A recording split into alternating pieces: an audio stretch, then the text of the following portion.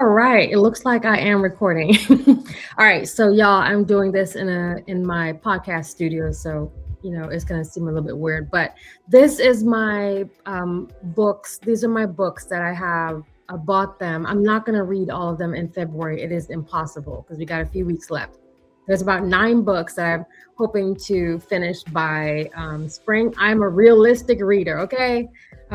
But I've got my little bit of dinner juice. So this is just pressed smoothie for those of you who know I'm trying to exercise and get the body right and all the things, and also get my mind right. And I also get this question, y'all. If you really are a corporate girly, why don't you read business books? I don't read business books because a couple of things. One, I love fiction. Two, I've been in the corporate space for more than 30 years. And so there's not a lot that someone who has left the corporate space 20 years ago can coach me on. Okay. Um, but I love reading fiction because the one thing that I'm really trying to develop as a leader is how I deal with people. So because I'm trying so hard to do a better job of like understanding um, different personalities and all those things, the character development that I read and I enjoy in fiction actually helps me a lot with that, understanding people's motivation and how to reward them, like all those things. I get a lot of that from just reading fiction. So just different characters, different cultures, different background. I think is so much better for me, just for me, to be able to engage that way. And it is just fun. Reading is fun to me. So I did have my bag of books. I got this. This is what I keep my books in. I got this little tote. So I throw all my books in here, try to keep things neat and in no particular order whatsoever. I'm gonna go through. I think I have like 9 books. The first book is a book called The Wedding, and it's by Dorothy West. So it's February, and this is Black History Month. I feel like Black History Month is every month, but if you are looking for Black authors, I have a few here that would be nice to add to not your collection. Like I want us to read it. Okay, the first one is Dorothy West, The Wedding. This one it says this is her first novel in 47 years. She's a surviving member of the Harlem Renaissance, and she offers an intimate glimpse into the African American middle class. This is about a story that happens in Martha's Vineyard in the 50s, and it's talking about the life of Oval, a proud insular community made up of the best and brightest of the East Coast Black bourgeoisie. Yep. This might be the one I start with. So this is Dorothy West. The second book is called All About Love. This is by Bell Hooks.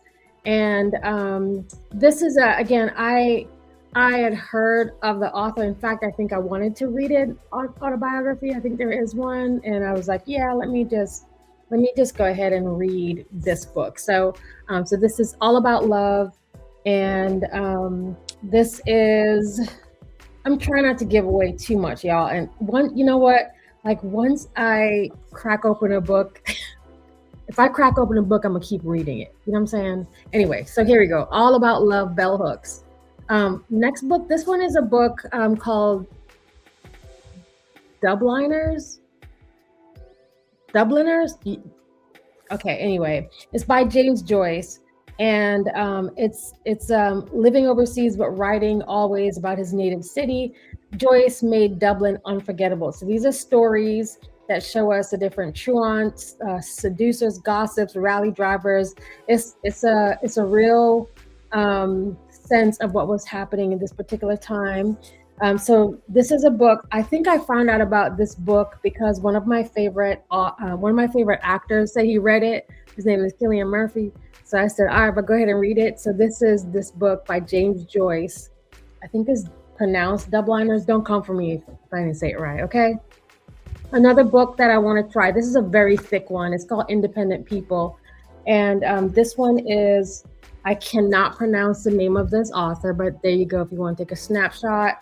And it's a novel. It said it secured for its author the 1955 Nobel Prize in Literature and is at last available to contemporary American readers. That's me, y'all. So this is a story that I really wanted to, again, I wanted to read about a different culture. And so I'm really gonna, I think I'm gonna enjoy this book. It is a thick one, y'all. There's 482 pages and it's small print. So this might be like what you take on your spring break, okay? All right, next book is Writers and Lovers by Lily King. And this one says, blindsided by her mother's sudden death and wrecked by a recent love affair, 31-year-old Casey Peabody arrived in Cambridge, Massachusetts in 97. She didn't have a plan, and she was determined to live her creative life. So I think I found this book. It might have been another, like somebody on TikTok, but this one I'm looking forward to reading it. Again, Writers and Lovers by Lily King. And there you go. All right. This one is another one. I think I came across this one. It was recommended for like Black History Month reads. So this was recommended on Instagram. I don't know who said it, but I said, okay, I'm gonna add it to my list. It's called The Street by Ann Petry. Again, my bad if I pronounced it wrong, but I got the book.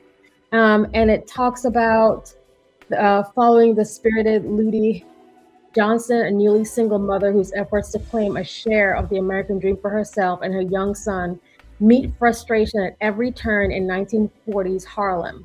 And this talks about opening a fresh perspective on the realities and challenges of Black female working class life. The Street became the first novel by an African American woman to sell more than 1 million copies. So again, if you are looking for a Black author you want to support, again, here in Black History Month or beyond, you want to try this book. I'm looking forward to reading. I heard that like the person that I saw on the Instagram was saying this was hauntingly beautiful, and I'm actually looking forward. I know this one's going to challenge me, y'all. Sometimes when I read, I have a hard time like disconnecting fiction from like real life, meaning like I get really, really upset with people. I'm gonna try to do my best. This next one is called The Rachel Incident by Caroline O'Donoghue. So that's the book. And this is talking about, it's a lighter read in Christmas 2009. She's a 20-year-old who just discovered teenage rebellion. She lived a quiet life, and she's moving in with some dude. She falls in love with her married professor, etc. It's one of those like really light books, and I'm thinking this is going to be the book that I pick up after all of these. The rest of these books are really heavy reads. So I'm going to be looking for something really light. So I'm looking forward to The Rachel Incident. And then after that, I think I'm going to go back into heavy reads. This book called Yellowface. I've heard a lot about it. It was on the Reese Witherspoon's book club, Reese's book club. I think I found this on Amazon, that like how I was introduced to it. R.F. Kuang, hopefully I said her name right. And this was, it says, a hard to put down, harder to forget type book. It talks about white lies, dark humor, deadly consequences. And again, because this is kind of a heavier read, I'm gonna, push this further down after I get through some of these other books. But you kind of see where I'm going. I'm trying to get absorbed into my reading. I got two more. Notes from the Underground. It's another Dostoevsky book.